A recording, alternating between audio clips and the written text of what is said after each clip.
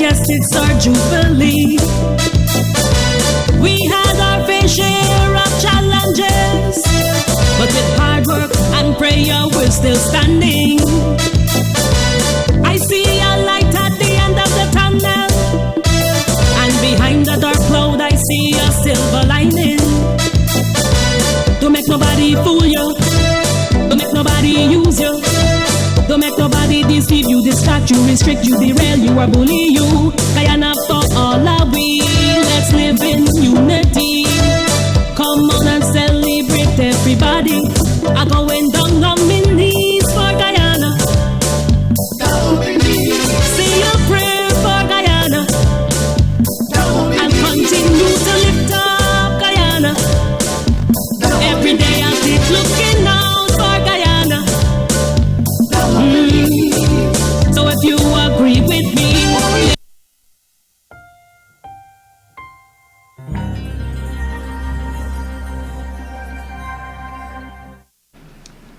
good evening and welcome to Plain Talk. My name is Christopher Ann. Thank you for joining me as we discuss over the next hour a very unusual topic for Plain Talk. From time to time we have raised, we've met with some authors, but tonight we have a very special program for you. It's an interview with Dr. Burnham Ramarak, Guyanese born, New York, is it New York based? New York based academic. Quite indeed a prolific writer. Two of his more major works, I would say, would have been Against the Grain, the story of Balaram Singh Rai and the politics of Guyana. Balaram Singh Rai was a Minister of Home Affairs in the Jagan administration before independence.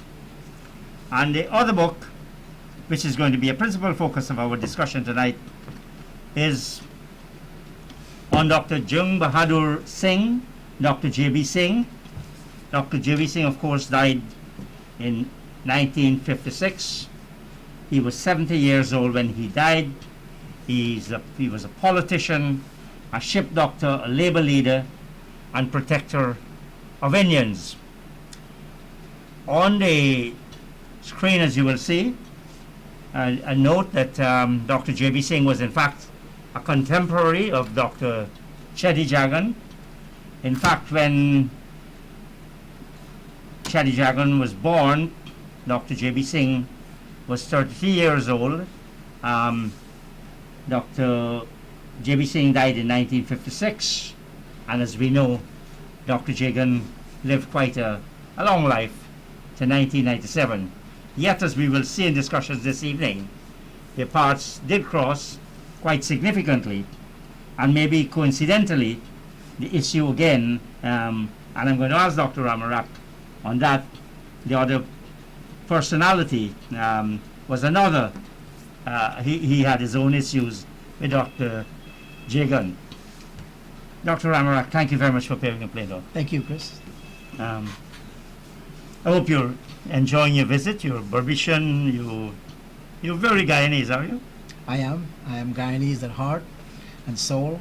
This is my home. I feel at home every time I come here. You've lived a long time out of Guyana, though. Yeah, I grew up in Berbice, a place called Bohemia. Most people may know that as number 19 village. It's Yes. about 6 miles from Amsterdam. My father, worked for Geisico. My mother was a housewife. There are 7 siblings. I'm the last one. So on this occasion here, what brought me here, a couple of things, if I may say. Sure. I can talk plainly. Yeah. That's what the program is about. Saraswati Vidya Niketan, SVN, which is a school run by Swami Akshananda, asked me if I can come here for an award. Right? They had their graduation ceremony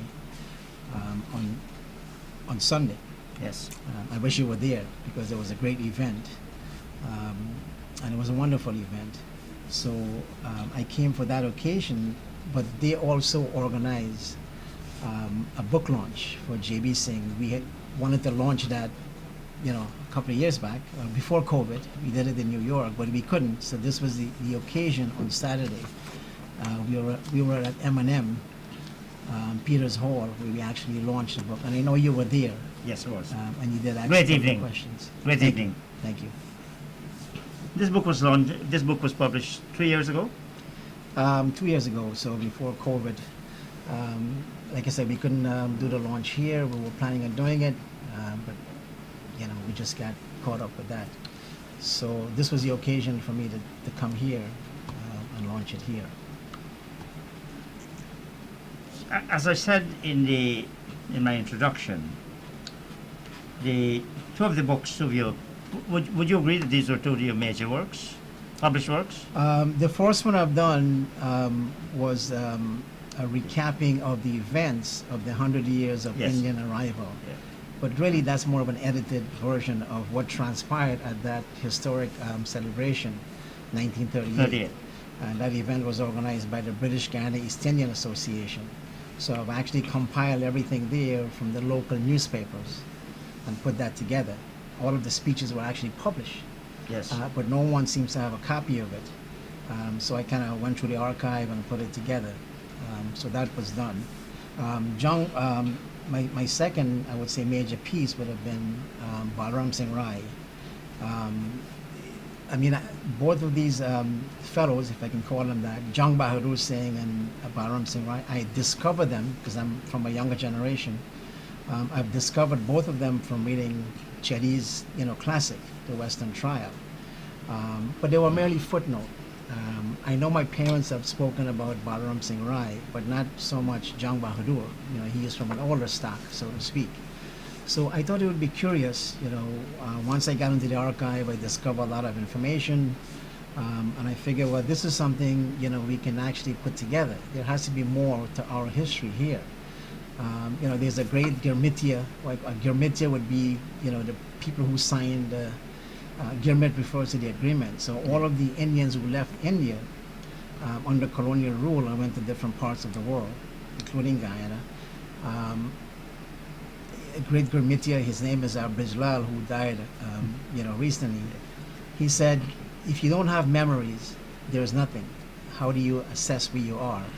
You may know where you're going, but you have to have something by which to measure, right? Not necessarily to celebrate the sacrifices that those who came before you and what they have done, but to look at what they have achieved. And I think the key point here is that we want to make sure these folks who may have been, historical footnotes, we want to make sure they have a seat at the table of history.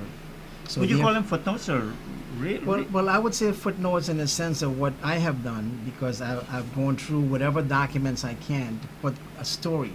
Right? It's like retelling a story, but going back from whatever information you have available and trying to put that into a larger study. So growing up in Guyana, there were a few books, right?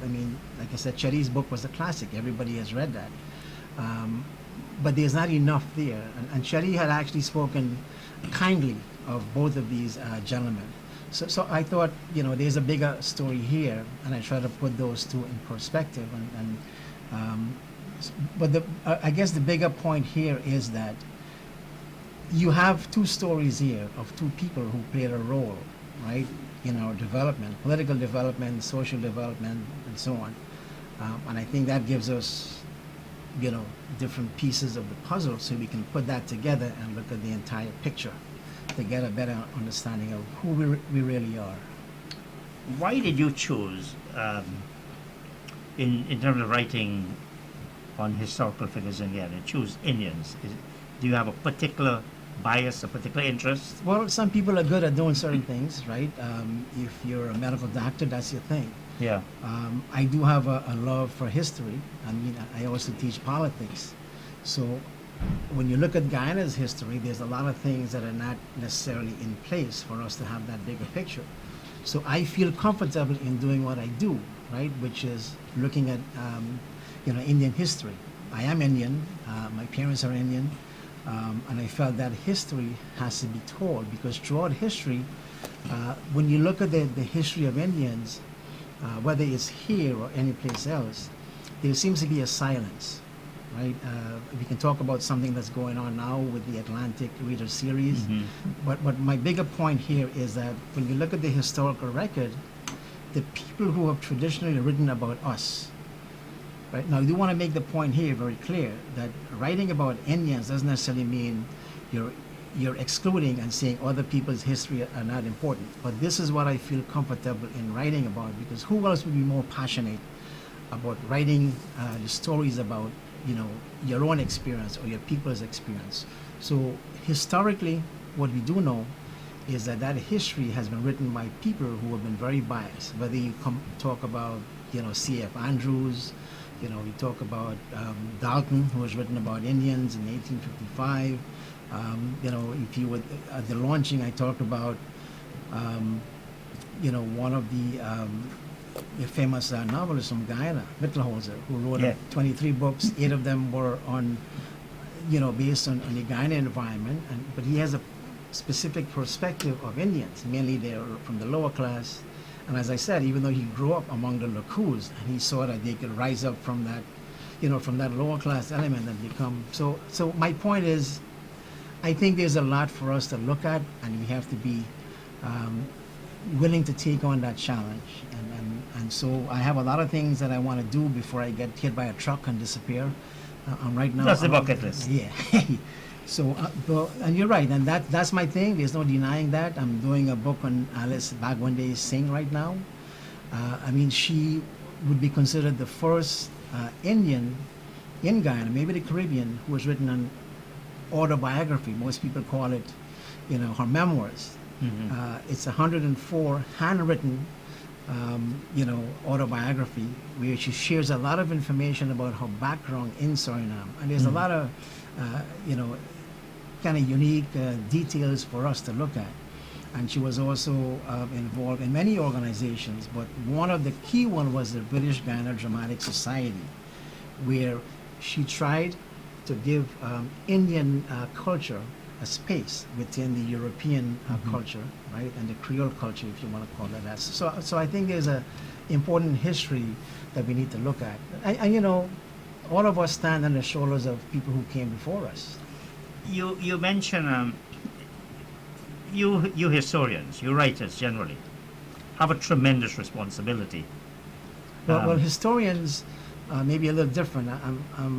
I'm a historian. I like to look at things historically, but I also bring a sort of analysis because my training also is in political science. So I'm not the traditional historian who can take a document and look at that document and try to develop a story around it.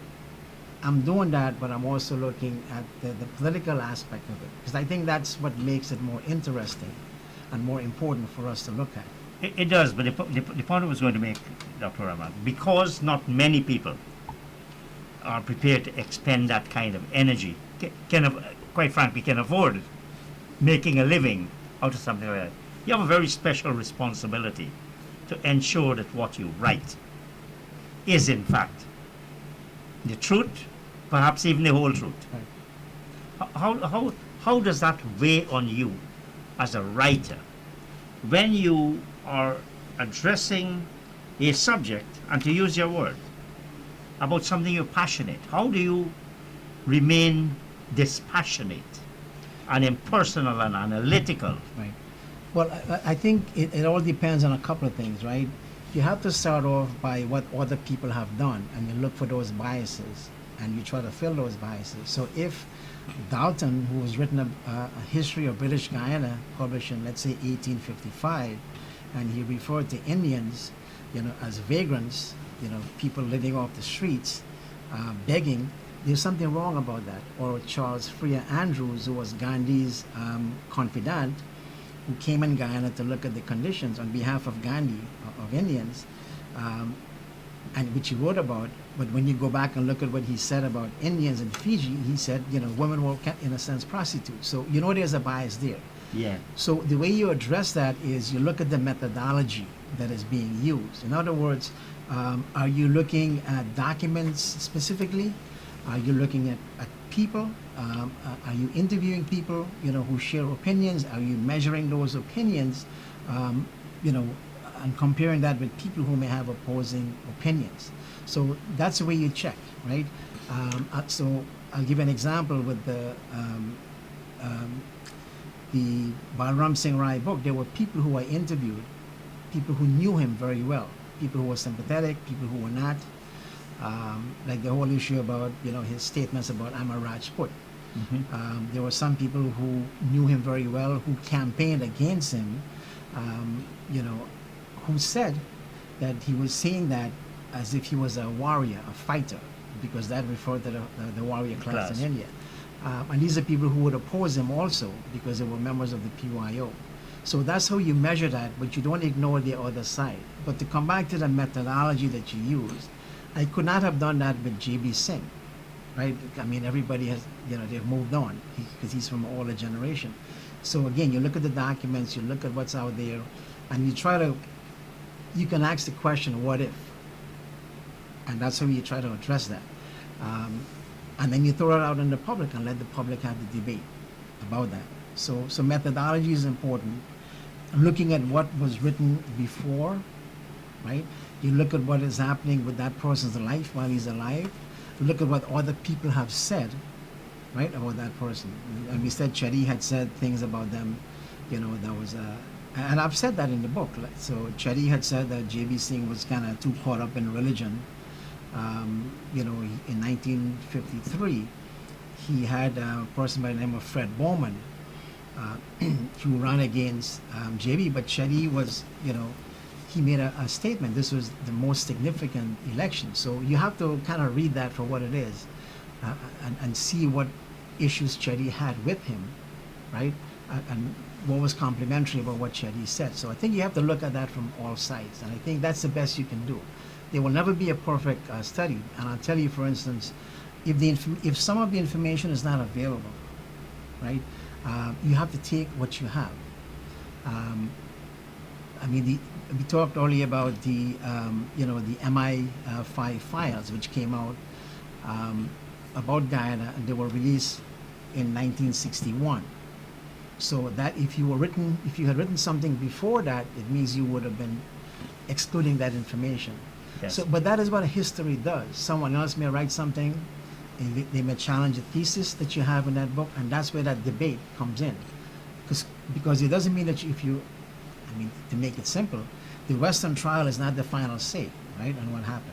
What about the other people who work behind the scenes, yes, who are involved? Ayubi Dunn, we have J.P. Lachman Singh, Jainaman Singh. There's a history in all of those people. So I think the best thing we can do is when you have all of those things put together, whether it's a biography or whatever it is, then we can see a bigger picture and really have a good debate and understanding. But if we didn't have those, what are you left with? It's interesting you made a point about Edgar Metal also, because I must tell you, he's one of my favorite writers. He's a good writer. There's no question about it. And I was just talking to my daughter. She just acquired My Bones and My Flute. That's a fantastic story. The Kiwana trilogy and other. Yeah. And I'm not ruling out everything. I'm just making the point about what could be a bias in what you quoted him. Yeah. I want to ask you. I said that because as I said, I grew up on Edgar Metal. I really liked his books and so on. As one writing on historical figures in a strongly polarized society, how soon is too soon to start writing about that person? Anybody writing about Burnham, there's such diametrically opposite things. Whether you're writing about Burnham, or someone says he's the greatest visionary we've had, or to say, oh, he's a dictator. Right. And we don't seem to be able to, in our society, sadly, we're unable to take the good with the bad and to be dispassionate and honest. Right. Now, nobody's saying these two gentlemen were perfect. I pointed out some of the things about, JB. No, I wasn't suggesting that. Right. I was asking from in your writings how you deal with that challenge. Well, it's always going to be a challenge, right? Especially, as you said, it's a polarized society. But sometimes that challenge doesn't necessarily have to come from someone who may be on the opposite side. I mean, let's take Burnham, for instance. Tyrone Ferguson wrote a book. It's funny, you mentioned that. Right? I made a note. And in his book, if you look at it, he did pose the question to Burnham about, CIA involvement and whatever, and Burnham denied it. And I had written a series of, pieces in Stabrook News. I don't know if you read them within the last 2 months. Yes, I did. You know, folks like, well, they didn't have a problem with what I wrote about Burnham, and I've shown from the documents, you know, where he made requests and so on for assistance, right? But again, this is during the Cold War, right? You're trying to be as accurate as you possibly can. But that challenge is always going to be there, but it doesn't necessarily mean that you have to paper things up. Yeah. And make things look like, you know, we're all nice and things are cozy. You take the evidence where it leads you. It's like, you know, a lawyer would say you go where the facts lead you. So that's what you have to do. And like I said, other people may write things. Like I would love to see, for instance, Ashton Chase, you know, do something on his involvement in trade unionism. I mean, he's got a lot of things. He did it in the early days. He did some work in the early days. It was more kind of historical, Yeah. and it was kind of, you know, it wasn't extensive enough for Yeah. me. A lot of legal bias in it as well. I know people are working on UC Quieter, you know, biography. So that may have some things that, you know, he's written other things in the meantime, but I think you may see information in there. But history never ends, right?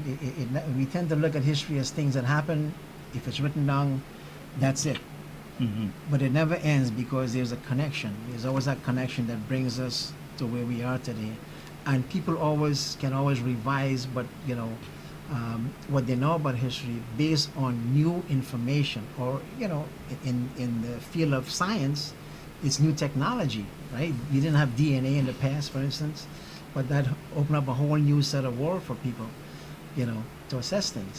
So information, you take information that's there and you make use of it, and it doesn't necessarily mean that whatever is written here stays. Other people in the future may write things, they may discover things that may question some of the information that's there. Just like how we, you know, with everything else. But my question was, how soon is too soon in writing on, if one is setting out to write maybe a kind of historical piece? Well, let me put it to you this way.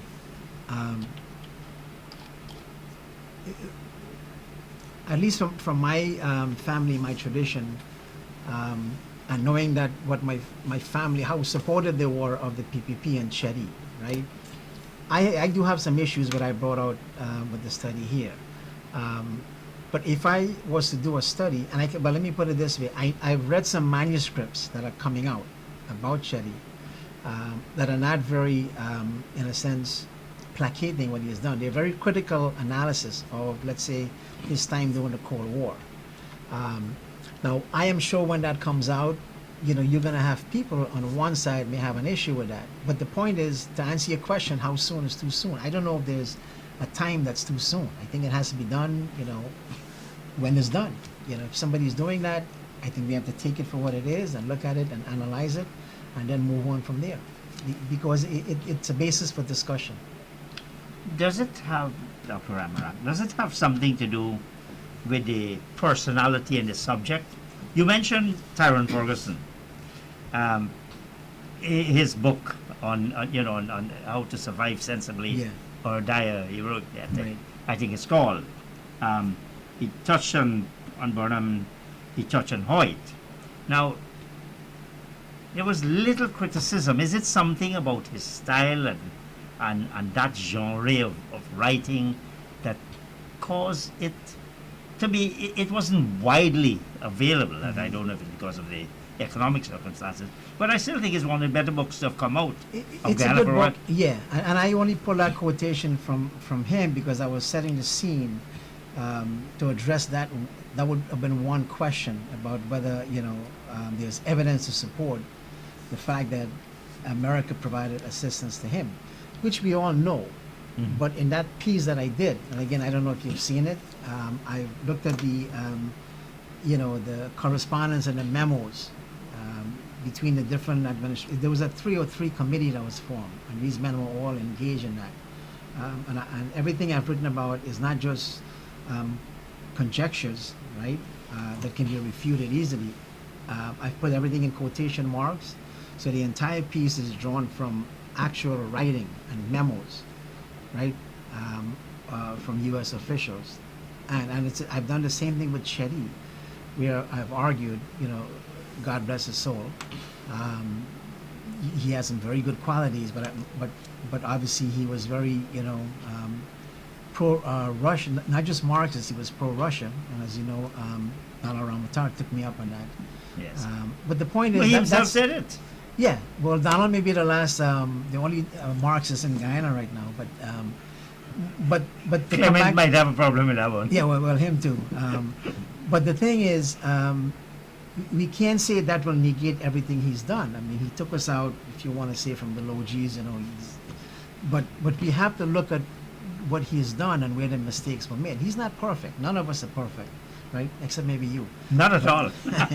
Not at all. So we have to be analytical, and we can't be, as I said, sycophants and defend everything when there isn't something that you can defend, right? I'm not taking away what he's done, but if I'm saying that part of his problem was to be so overly, pro-Russia, it's one thing to be Marxist, but it's another to be very pro-Russia, because you're taking every line that the Soviet Union has put out. And not many nationalistic leaders, when you look at the record, actually have gone that way. And it wasn't only a question of taking a pro-Russian line, but the implications is that you were taking an anti-American line. Right. You see, something is wrong if, and something is wrong if you're out there in the cold for 28 years, right? We can blame one person who's there, we can blame the United States. Okay, all well and good. But how do you explain, people who were radicals, who were wearing T-shirt, with a machine gun on one side and Che Guevara on the back, and admiring the Cuban Revolution, where people actually fought, and overthrow a government, and explain that we were out in the cold for 28 years, and there's so many Guyanese like myself who were scattered in the diaspora. So something's got to be wrong with the people in power and the people outside of power, who are unable to change that system. So that has been my argument.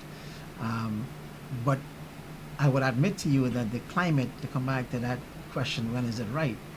The climate is not ripe to address that issue, because people are still enamored, with the perfect gentleman, as Ceddi was in many ways. But he did have his flaws, and that was the point I was trying to make. As we've been speaking, as you've been speaking, Walter Rodney comes to mind as well, who is himself a historian, but also a figure worthy of analysis and writing. What about his role, his place in history? He has a place, not just in Guyana, globally. I mean, at most colleges, if they're teaching a course on Black Studies or African history, how Europe underdeveloped Africa is a must read.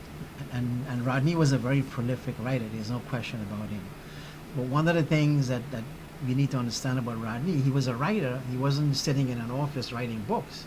He got involved in Jamaica, grounding with the people there. So he took the ideas and he was mixing with the people at the lower level. So Marxists call this praxis, right? The ideas, you're taking the ideas and trying to apply the idea. So Rodney, even here, he's written some great things about, history of the Guyanese working class and so on. But he was a person who understood that those ideas can be tried out in the field, right? And he took those ideas in the field. So academic plus a revolutionary, that's a good combination. That allowed him to go and do what he was doing, right? So you don't have a lot of people like that.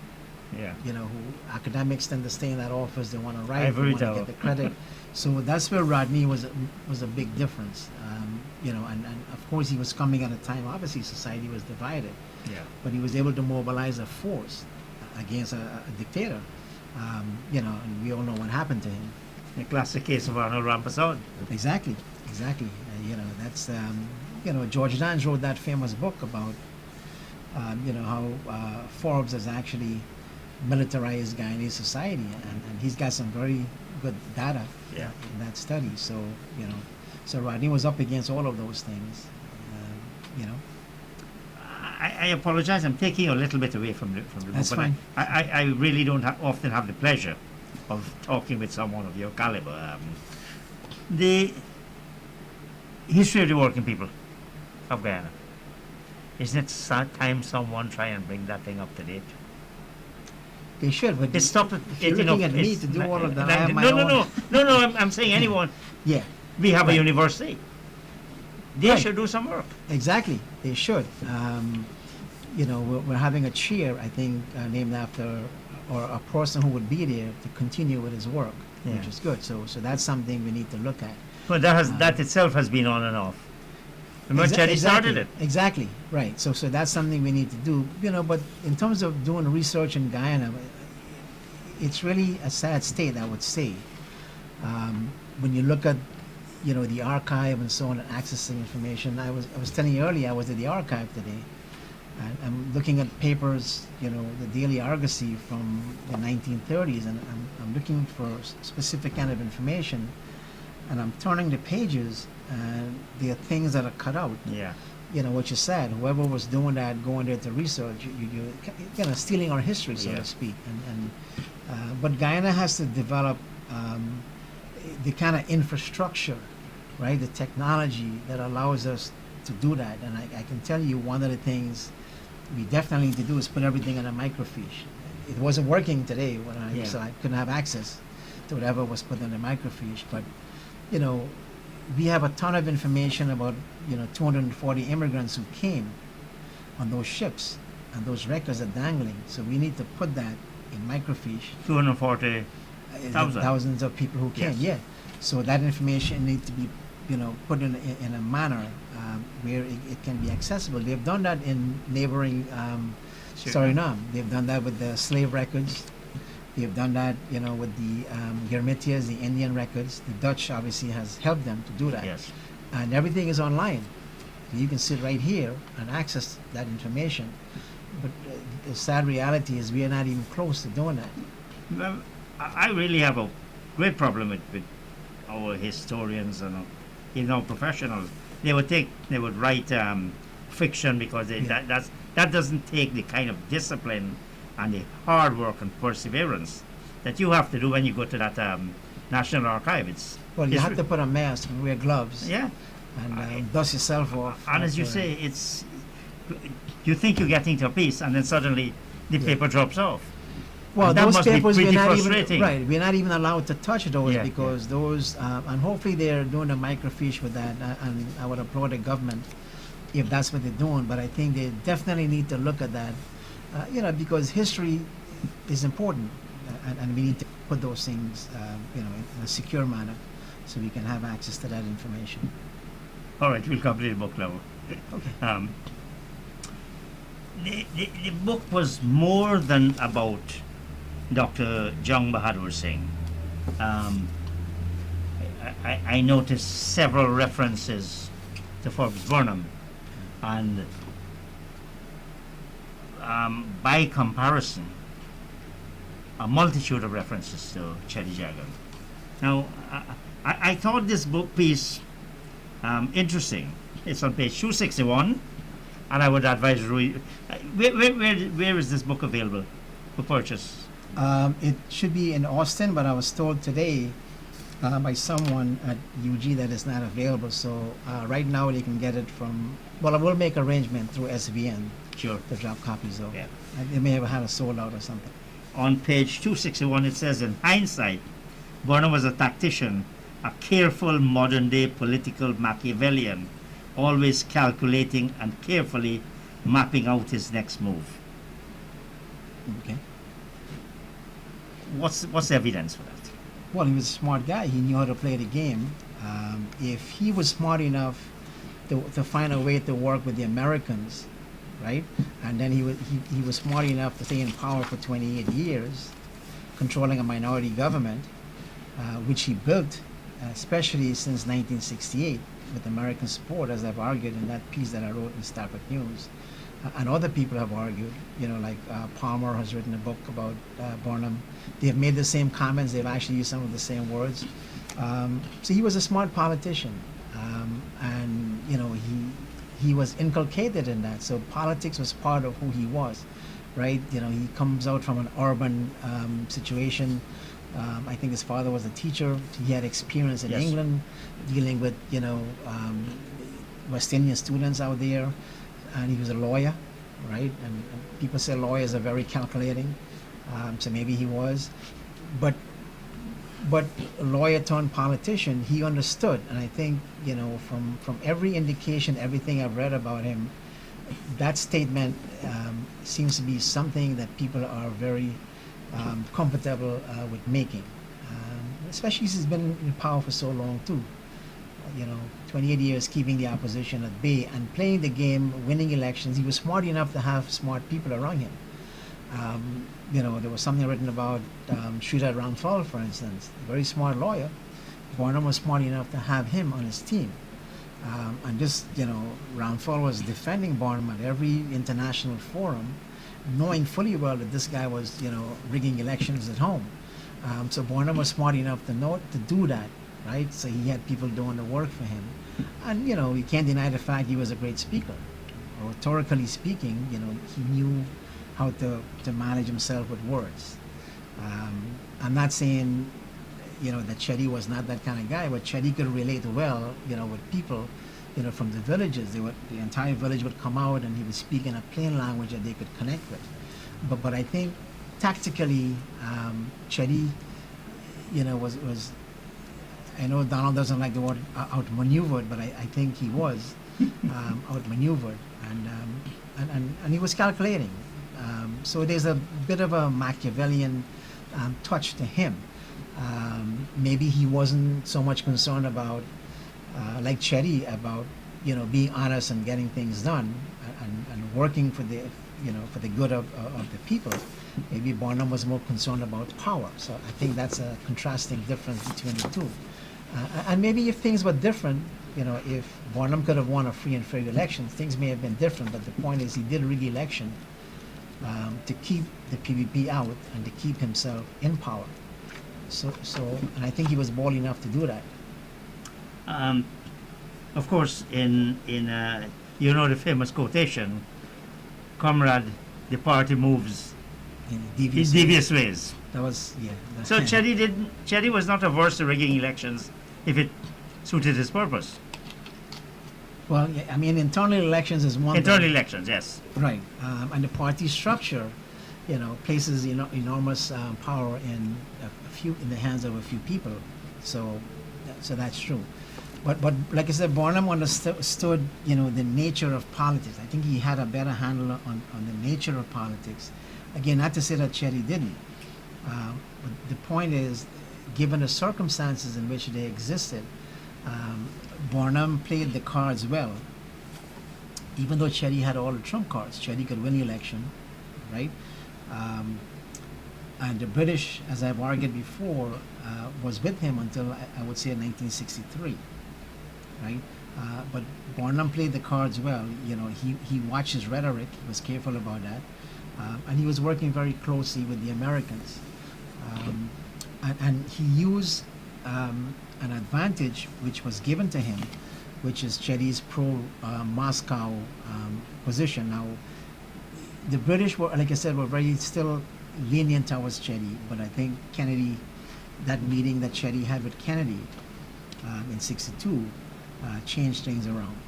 So they wanted him out. Yeah. You know, after that meeting, because of what he was saying. I mean, he had a whole hour meeting, which is an extensive time for anybody to meet with an American president at that time. And they were convinced. I mean, we know Schlesinger and all those people, yes, they later apologized and so on. But that decision was made by other operative in the U.S. government. So they made that decision. And Ceddi wasn't really helping the situation, because by then he was fully, you know, in tune with his whole notion of, and again, it's not just Marxism, it's the whole pro-Russia in the middle, pro-Moscow position in the middle of the Cold War that really crippled him, so to speak. I would have liked to have pursued some more, like for example, was Balram Singh right in his claim that Ceddi rigged the elections, the internal elections, Well, from the evidence that you have been able to get hold of? Well, you have to look at the exchange of letters between the two of them, right? Yes. Ceddi campaigned for Burnley Ben, and we know the reason why, you know, which is perhaps a good reason. You want to show, a multiracial, but the party had already split, right? And the nation was already divided. And there were people who supported Rai and Ceddi campaign, and there's some things that I mentioned in the book which I actually pulled out from people who were with Rai. So there was a lot of exchange between Rai and Janet and Rai and Ceddi about how that 1960 to 62, I think, April 62,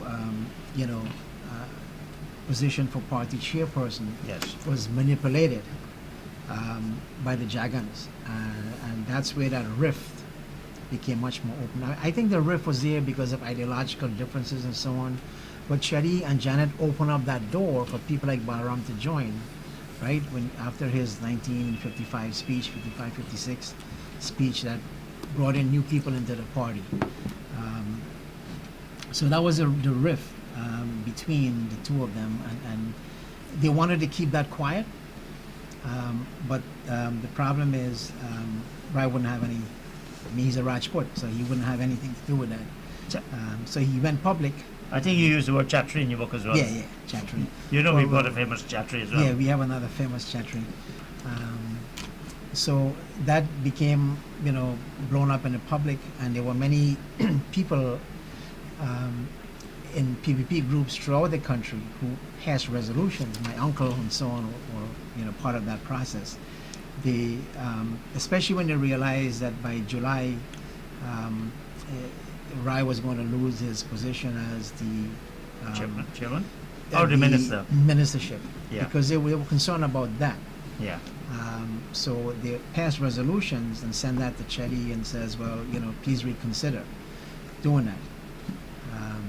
And we know how that ended up, with the governor, taking away that instrument, that power that was bestowed on him as Home Affairs Minister. So that's part of our history, and so we've seen, we all have quarrels within the family, but I think this one here was more intense. It was intense. And I know Freddie had made the argument, that I didn't interview the person, but I don't think he read the book carefully. I think he said that, yes, yeah. Of course. So that's an old story. Let's skip that, yeah. It struck me that Jung Bahadur Singh started his medical studies whilst he was this person going back and forth on the ships. Well, that was amazing that I discovered, how young he was. Yeah. Right? He had, a family member who got him into that kind of profession. See, he was 16 years old. Yeah. I mean, it's hard to imagine. It started off as a person who would mix medicine and becoming a compounder, and the ultimate. His dad was a compounder, isn't it? I think his dad. Well, his dad, I think, was a compounder. Yes, Yes, that's correct. But his dad was not a medical doctor. Yeah. Actually, JB's dad. No, I'm mixing up JB with. We used to Alice. call him dispenser on the estates. Right, exactly. So I'm mixing up JB with Alice Singh's father. So JB's dad was actually a tailor.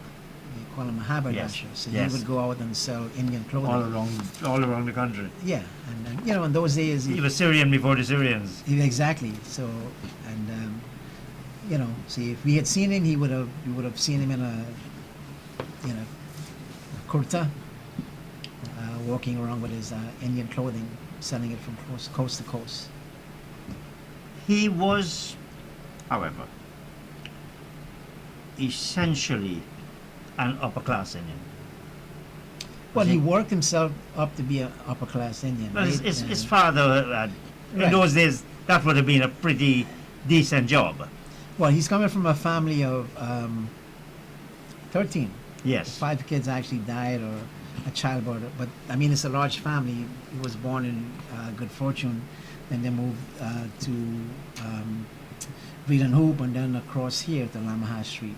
But obviously, being a medical doctor, he paid for his own studies, worked his way. And then you move up the ranks. So being a medical doctor also, that brings you a certain amount of income, and So, I mean, he wasn't born with a silver spoon, so to speak, right? He had his practice that brought in income for him when he came back at the end of World War One in 1919 to Guyana. Plus, he had his wife, Alice, who, in a sense, managed or helped to manage their medical practice. But as you said, he worked with the GMO. Malaria was still an issue, tuberculosis, so there was a need. And at that time, many of the young doctors coming back actually worked with the GMO. That's where they kind of get started. So he fell into that tradition also. And then from then on, he moved on. 1930, he was elected to the Legislative Council. He was there from... On a very restricted voting arrangement, though. Yes, right. And obviously in 1947 it was also restricted. It was changed in 1953. And he lost that election. So it's interesting, he was in the Legislative Assembly for close to 20 years, was it? 23. 23 years. So 30 to 1953. But the first elections on the universal adult suffrage, he lost. He lost, and I think he knew he was going to lose, because when you look at his, well, he had a sense. I mean, you could tell it, and again, that's where a historical mind can look at the document. He had a manifesto, and he took pains to list all the things he had done. I mean, he's saying to the members of his constituency, look, people, this is all I have done for you. I've been in every single committee, subcommittee, I've built a well here, built a labor, hospital. leadership, doctor, politician, protector of unions. Right. So he's reminded them about all of those things. But obviously, Ceddi, was very charismatic. You couldn't touch him, and so he got out of the. Ceddi had a Fred Bowman who ran against him, and so JB lost that election because obviously the PVP was invincible at that time. 53. I think somewhere in the book you refer to this competition for the hearts and minds of Indians. Is that how it would have been seen at that time? Ceddi, here's this progressive, ambitious politician with strong roots in the community, an older doctor. Well, keep in mind, JB didn't have that kind of extensive reach. Even when he was the president of the British Guyana East Indian Association, and keep track of the time here. As we get to the 1947, 1953, JB was getting, that's a generation that was passing on, right? The late 1940s, the British Guyana East Indian Association was on its last leg. So Ceddi came with that vibrant movement. He was able to build cadres throughout within the Indian belt, right, from one end to the next. So JB was mostly concentrated in his constituency, on this side, Demerara, Escribo, where his constituency was. So Ceddi had a well-oiled machinery set up, right, by cadres and people, because he was so charismatic, and he was able to win the support of those people. So even though JB was very popular, he was no match. I don't think any other Indian who opposed Ceddi was any match for him, because he had that overwhelming, like I said, charismatic appeal, because people saw him going into the Legislative Assembly. He would speak, and he upturned that entire gentleman's club, right? And people would come out and listen to him, and he brought that firebrand.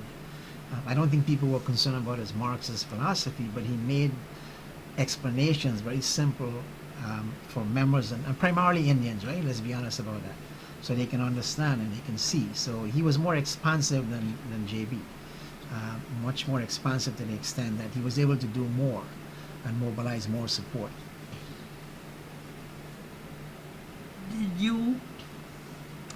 Was a clash between Ceddi Jagan and JB Singh inevitable, given the different perspective from which they came, the different ambitions that they might have fostered? It came, but not to the extent as we've seen with Rai versus Ceddi. You see, there was a lot of debates when Ceddi came back in 47. Ceddi had met Jung in 1935. when he told Ceddi's father, send the boy abroad to study. Yes. So in the 1940s now, what happened was there was a lot of discussion. They used to meet at this first name is Tola, the last name escaped me. But he had a hardware store, which was opposite the public building. So they would meet there and have regular discussions. Ceddi would be with them. Remember, initially, Ceddi was looking for, okay, where do I go? Do I play bridge? Do I, read Marx's book? Do I link up with Hubbard and But Chase in some cases, he did both. He was exactly. He mixed with the middle class Indians as well. He did. So all of that was happening.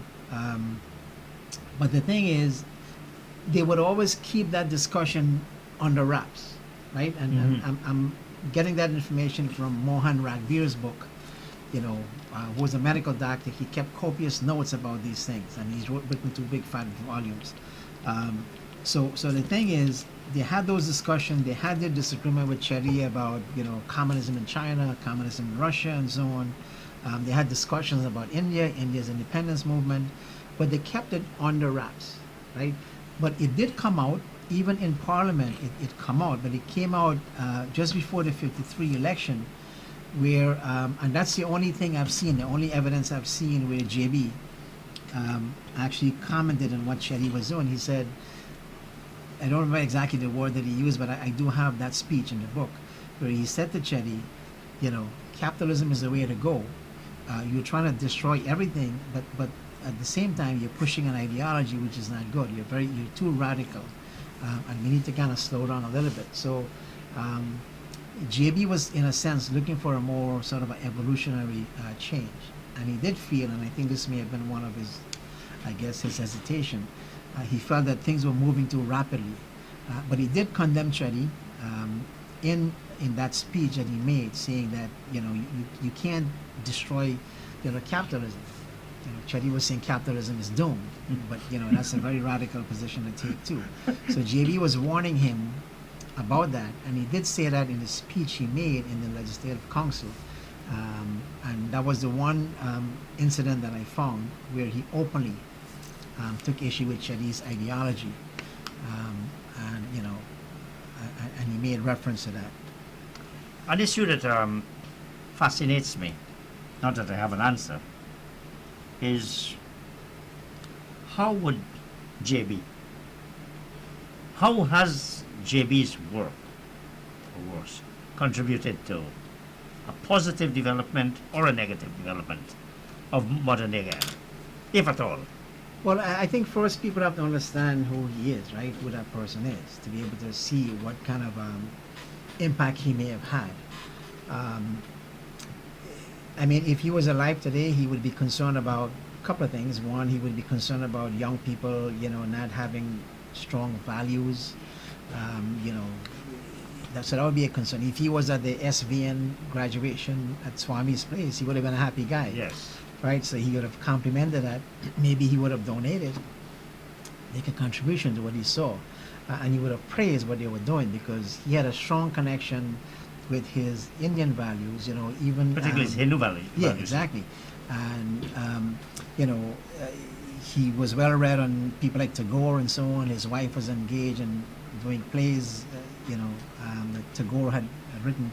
So I think those are things, positive things. He would compliment us. He fought for cremation all his life, yes, for that to become. And he became the first. He became the first major national, massive turnout to his funeral. To be here. Right, and that is, cremation was not allowed. So those are things he would be concerned about. But he felt, I think, that politicians could serve a useful purpose, right, for making life better for people, and I think that's what he has emphasized in his manifesto. So he felt that was a public service. When you go into that service, you're doing it not for yourself, not to to enhance yourself. So that is something you would like change the laws, do something positive, and he would do that by example. He would go out with Ayub Idun. Yes. And they would try to address personal issues that come up between management and workers. So that's part of the things he would be doing. So and he would, he would go out into the community. There are a lot of pictures we have about him meeting with people in his constituency and keeping them informed about what's going on. So those are things I think he would be, happy to be engaged in or happy to say about, the role of history and what he has done. Would you say his preoccupation with the obvious bad state of the Indians in his era distracted him from some similar challenges that other section of the community, the recently emancipated slaves, for example, that he didn't, that he may not have thought enough about the other side of the equation? Well, I think that can be said about everybody, right? Or most people during that time, right? You had the League of Colored People, you had the British Ghana East Indian Association, and people were concerned about who they are, right? Indians came late to the scene, so obviously being a concerned Indian like him, and he's written a number of things, like in 1931, he was asked to write, a little essay together with an African and a Portuguese, what is the status of each of these groups? So he wrote on behalf of Indians, and he said they've made a major contribution. So I think people came out of their own community. They weren't thinking at a level where, okay, we are nationalists, like the way Ceddi would have thought, right? Or maybe Burnham when they came on the scene. Because they grew up within those organizations, remember, communities were still maybe not segregated like some communities are, but people grew up in different ways. Just the physical arrangement. Exactly.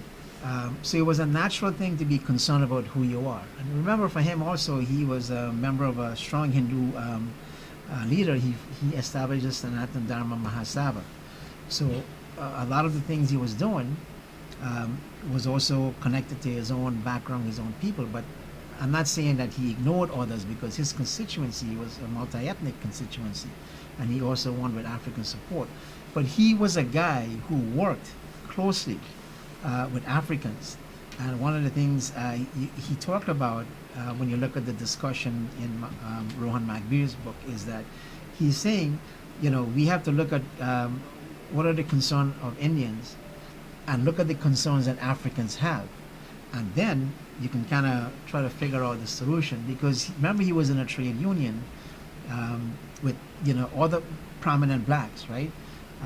He also knew Nicholson very well, and other prominent blacks who he felt had credibility and legitimacy in the black community. So he had a close working relationship. So he was concerned about his own people, rightly so, because not many Indians could have voted, right? That's right. So it took people like the Lacus and so on, who were trying to get Indians, G.I. Ramphal, to get more Indians to be on the roll, the electoral roll. So that was a natural thing, but I don't think he had dislike. I don't see any evidence of that where he had dislike for the other communities. He was just busy concerned about, his own people and trying to get them to that level, right? But he had working relationship, very good ones, because he did form a political party initially with many of the black labor union leaders at that Yes. time. Do you think, to the extent that it has had an impact, that history has been kind to your subject? Meaning the subject of your book? When you say kind, what do you mean? That they view him objectively, fairly, rather than just an Indian, not racist, certainly, I don't think one could say that, but over concern about Indians? I don't think people would see him that way if they understood what he was doing. I don't think there's anything you could find about JB or Balram Singh Rai making statements that were derogatory about anyone, including Indians. Right? Now Rai would have been a strong Indian guy. He might have said to people, well, hey, if you don't do this, if you don't join the police, for instance, you're gonna regret it. But I don't think either of them had anything negative. But people will say things if they don't, make things up. Like this is a society we live in. People say all kinds of things. But I don't think JB had ever said anything negative about anyone, as far as I could find in any of the things I've read about him. that he has said and done, because I've seen every document he's part of, including the parliamentary documents, that's in the Hansard, Yeah. and all of the documents he's written, and from people who I know, who know him, right? So I don't think they had any negative feelings about people of other cultural group or Africans or Portuguese or so. I have not found any evidence of that. I guess as a writer, whether you know the person as you did, you eventually got to know Balaram Singh Rai with your interviews. Dr. JB, you must develop some kind of connection with the person. What do you think a JB Singh would be thinking of a situation that's exists in Ghana? And I see our light is coming on, so you have about 1 minute. Well, give me a specific situation. So Well, the current polarization that we have in society. Right. Obviously, they would be concerned. That would be first of beginning. It's important to recognize that that's a problem, and I think they wouldn't have a problem recognizing that the situation is polarizing. There are some people who would argue, well, Guyana is not a polarized society. I'm referring to something that's in my head. Ramphal has written a piece, which I saw. Somebody sent it to me, where he's going back to look at his roots, and he started off the premise that Guyana is not a divided society. I don't know where that's coming from. Somebody who was as educated as that. But the point is, these folks would recognize, they will recognize that it's a divided society, and you need to find ways to bring it together, right? And you can't take one group and have one group in power and oppress the other group. You have to find ways around it, because you're going to have some kind of situation that may develop if that continues, right? That kind of resentment. So we have to put ourselves, and I think they would agree, in the shoe of the other person and see what the concerns are, and then frontally come up with mechanism to address that. And I think that's something that's missing in our society. How do you address those concerns as opposed to just ignoring what we see, right? So and I think that's something we have written a lot about, that, like in terms of, and we've talked about this before, how do you try to fix the system? We've talked about things like, I don't know if you want to get into that, federalism and affirmative action, and balancing the forces, the bureaucracy, and all of those things. So we've thrown out some solutions out there. Question is, are people listening? Or are we going to wait till the jury's out? The jury's out. Dr. Beta Ramarak, I want to thank you very much for appearing in Plain Talk. I want to thank you too for your contribution to our generation understanding, and the younger generation understanding the history of this country. I think every little bit helps. We continue to have problems, but hopefully an objective assessment may contribute to something of a solution. So thank you once again. Operators and viewers, thank you, good night, and I'll see you next week. Thank you. You agree with me? Lift your flags and let me see. Lift it to the sky, to the left, to the right, let the golden arrow